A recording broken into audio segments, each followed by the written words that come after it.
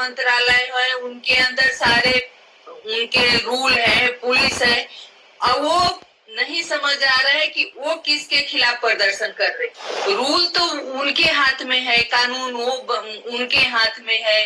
कम से कम वो lower court तो तक केस को साफ सुथरा सरकार पहुंचा सकती है। चिंताजनक है कि जो भी वहाँ डॉक्टर्स आवाज उठा रहे हैं उस बच्ची के लिए, अपने उनको दबाया जा रहा है।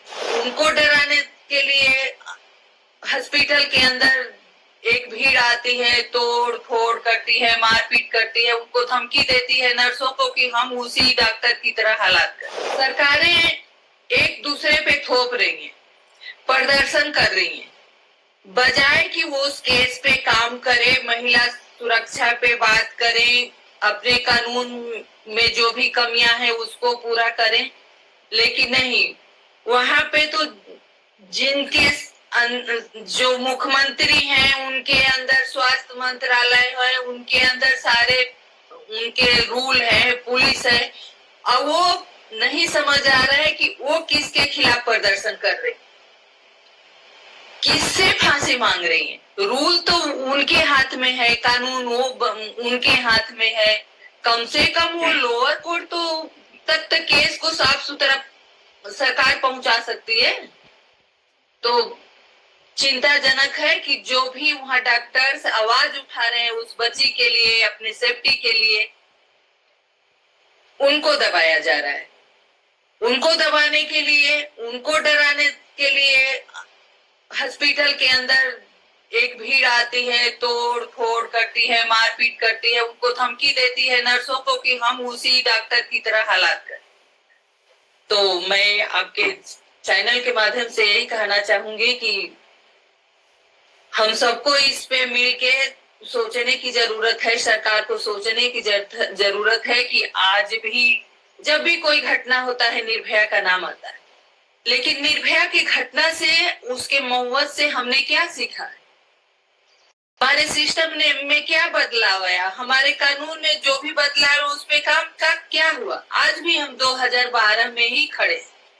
तो हम यही चाहते हैं कि जो भी हमारे देश के डॉक्टर्स बाहर रोड पे हैं उनको इंसाफ मिले, उस बच्ची को इंसाफ मिले, उस माँ बाप को इंसाफ मिले, क्योंकि ये घिनौना जो अपराध हुआ है, जो उनके माँ बाप के बयान आ रहे हैं, टीवी पे देख रहे हैं कि पोस्टमार्टम रिपोर्ट कुछ और कह रही है, जिस तरह से बच्ची के साथ बर्बरता हुई है, तो कहीं ना कहीं लग रहा है कि हम लोगों के नजरे से कुछ छिपा हुआ है, वो बाहर आना चाहिए।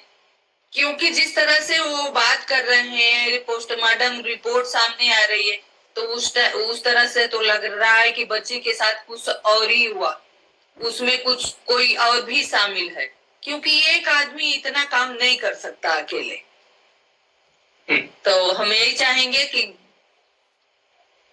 जो भी हुआ, बच्ची अब इस दुनिया में नहीं है, तो उसके माँ बाप को इंसाफ मिले। जो हमारे डॉक्टर्स बाहर प्रदर्शन कर रहे हैं, उनको जो भी मांगे हैं सरकार उनकी मदद करे, क्योंकि आज एक बच्ची की जान गई है।